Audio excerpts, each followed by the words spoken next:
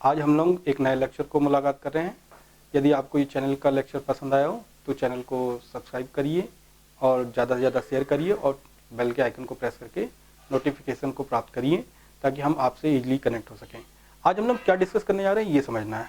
हम लोग जो 2022 में लेखपाल का एग्ज़ाम होने वाला है उसके सिलेबस को डिस्कस करेंगे, वो भी मैथ्स के। और ये आपको पता है कि पेट का स्कोर कार्ड के बेसिस पे ही एग्ज़ाम हो रहा है, तो इसका स्कोर कट ऑफ कितनी जाएगी वो सब बात का इशू है। लेकिन हमें पहले ये इंपॉर्टेंट है कि हमें तैयारी कैसे करनी। तो तैयारी के लिए हमें पहले सिलेबस पता होना चाहिए कि मैथ्स का सिलेबस क्या आ रहा है और कहाँ से कौन से चैप्टर्स आ रहे हैं, कैसे पढ़ना है। तो वो स्ट्रेटजी हमें देखनी है। तो उसलिए आज हम पहले सिर्फ सिलेबस को देख रहे हैं, फिर उसके बाद हम आने वाले टाइम में स्ट्रेटजी बताएंगे और फिर उसके बाद हम डेली लेक्चर्स लेंगे, लाइव लेक्चर्स, कि इसमें क्या चीज़ें क्लास में होंगी और उसके हिसाब से हम चीज़ें आपसे इन फ्यूचर कनेक्ट हो जाएंगे। चलिए देखते हैं आज का सिलेबस क्या है। सिलेबस कुछ इस तरीके से है। देखिए, जब आप इसके सिलेबस को देखते हैं लेखपाल के, तो उसमें 3 सेक्शन मेन है। 3 सेक्शन में देखिए क्या क्या है। जो लेखपाल 2022 का है इसमें गणित का सिलेबस है और इसमें जो है आपका अंकगणित का सिलेबस आएगा, सांख्यिकी एंड आंकड़ों का वर्गीकरण। फिर आप देखेंगे यहाँ पे, तो यहाँ पे आंकड़ों का निरूपण है, फिर बीजगणित है और फिर रेखागणित। ये लास्ट टॉपिक है, लेकिन इसको 1 बाय 1 डिस्कस करते हैं 2 मिनट के अंदर। देखिए कैसे। देखिए, अंकगणित एवं सांख्यिकी जो होती है यानी अर्थमेटिक्स में पूरी बुक्स नहीं पढ़नी है, सिर्फ आपको सिलेक्टेड टॉपिक दिए गए हैं अर्थमेटिक्स से।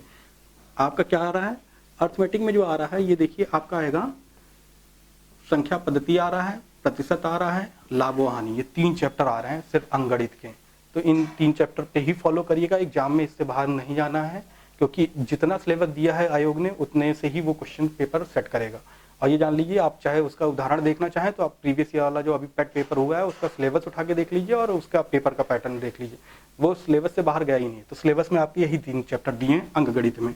फिर उसके बाद क्या किया है उसने, फिर उसके बाद देखिए आपका यहाँ पे सांख्यिकी और आंकड़ों का वर्गीकरण है। और ये आंकड़ों का जो वर्गीकरण है इसमें ये क्या कर रहा है, ये देखिए यहाँ पे जब जाएंगे तो इसमें जो आप देखेंगे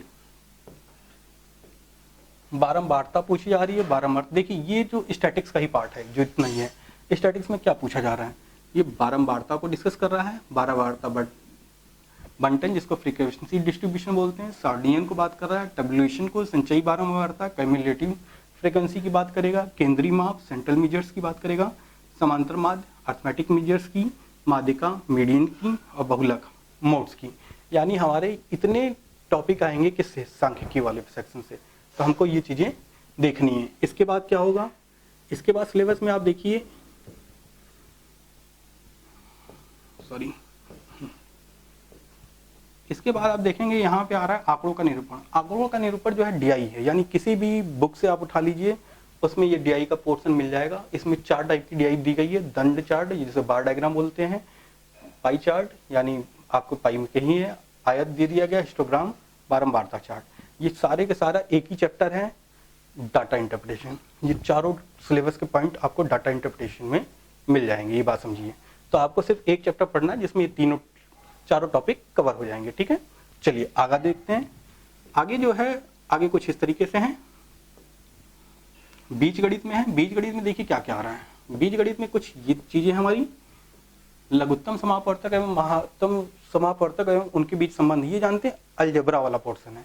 ये बात ध्यान रखिए, यहाँ पे जो एलसीएम एचसीएफ आ रहा है वो अलजेब्रिकल एलसीएम एचसीएफ आ रहा है, ना कि अंगणित वाला। लेकिन आप एक बार देख जरूर लीजिएगा, क्या पता वहाँ पे भी पूछ दे एचसीएफ एलसीएम। लेकिन मोस्टली ये अलजेब्रिकल एलसीएफ और एलसीएम पूछा गया, यानी लघुत्तम समापवर्तक और महत्तम समापवर्तक इसके बीच में निकालना है बीजगणित में। और उन्होंने वही सिलेबस में मेंशन भी किया है। दूसरी चीज युगपद समीकरण यानी क्वाड्रेटिक इक्वेशन, द्विघात समीकरण, क्वाड्रेटिक इक्वेशन। इसमें थोड़ा सा यहाँ पे कहीं इसका इंग्लिश में अंतर है। गुणनखंड देखिए, फैक्टर थ्योरम, और क्षेत्रफल थ्योरम आपका एरिया थ्योरम हो गई। क्षेत्रफल थ्योरम में आपका जो है त्रिभुज के कितने टाइप के थ्योरम्स होंगी वो दिखाया कि, यानी उसकी प्रॉपर्टीज की डिस्कशन किया जा रहा है। तो देखिए, ये देखा जाए तो ये वाला हिस्सा जो है ये आपका मेंसुरेशन या ज्योमेट्री का पार्ट है। लेकिन बाकी ये जो है ये सारे के सारे जो है आपके बीजगणित के पार्ट हैं। तो कोई भी एक बुक पकड़ेंगे जिसमें अलजेब्रा की डिस्कशन होगा, उसमें से ज़्यादा डेप्थ में नहीं जाना है। मतलब जो टॉपिक दिया है सिर्फ वही टॉपिक्स पढ़ने हैं और उसके बाहर कुछ नहीं जाने की जरूरत है। फिर अगला देखते हैं। इसमें अगला जो टॉपिक है वो क्या है, अगला टॉपिक जो है कुछ वो इस तरीके से है, ज्योमेट्री। देखिए ज्योमेट्री जो है रेखा गणित, इसमें जो है आपका ये है त्रिभुज संबंधी पाइथागोरस थ्योरम आएगी। पाइथागोरस थ्योरम आप जानते ही हैं, बहुत इजी क्वेश्चंस आते हैं। ये त्रिभुज है, फिर आयत है, वर्ग है, यानी ये देखा जाए तो ये मेंसुरेशन का सेक्शन है। और मेंसुरेशन में क्या आता है, जो क्षेत्रमिति करके चैप्टर आपको बुक में मिलेगा वो उसी का सिलेबस है।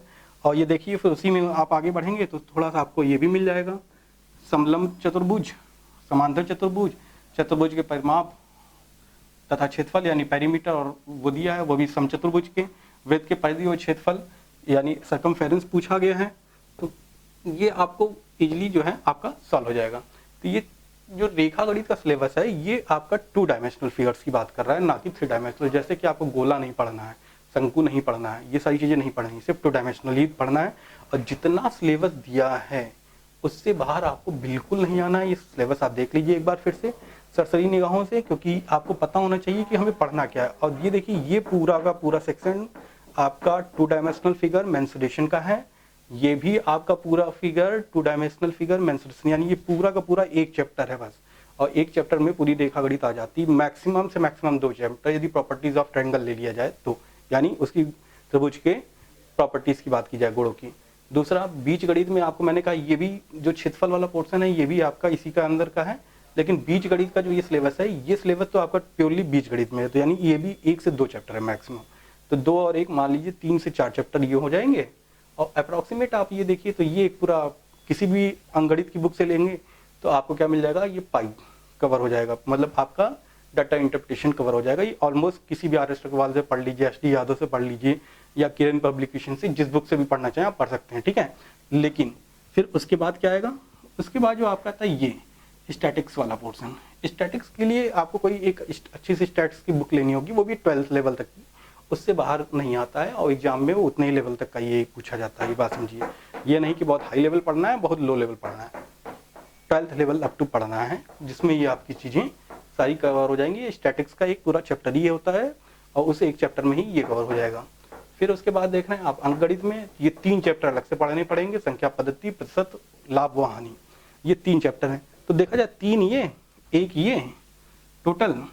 फिर उसके बाद देखा जाए तो 1 चैप्टर ये, 3 1 4 1 5, 5 1 6 1 7, टोटल 8 1 9, टोटल 9 से 10 चैप्टर्स हैं। 10 चैप्टर्स में आपका पूरा लेखपाल का मैथ्स कवर हो जा रही है और आपको बस यही 10 चैप्टर्स पूरे पढ़ने हैं। इन फ्यूचर हम लोग जब भी मिलेंगे क्या करेंगे, सिलेबस को 1 बाय 1 डिस्कस करेंगे। और आपको यदि चैप्टर समझ में आया, कैसे पढ़ना है ये भी बनना है, देखना है हमें, और कोशिश करेंगे कि हम इस चैप्टर को जल्द से जल्द एग्जाम में ख़त्म कर दें, ठीक है। एग्जाम से पहले ख़त्म कर देंगे तो क्या हो जाएगा कि आपका कोर्स ऑलमोस्ट ओवर कवर हो जाएगा। अब यदि आपको वीडियो पसंद आया तो चैनल को अधिक से अधिक सब्सक्राइब करिए और बेल के आइकन को प्रेस करिए और चैनल को शेयर करिए, ताकि हम इजीली आपसे कनेक्ट हो सकें और आपके लिए लाइव लेक्चर्स और आपके लिए इन फ्यूचर ज़्यादा से ज़्यादा क्लासेस लेकर आ पाएँ। चलिए आज के लिए इतना ही, धन्यवाद।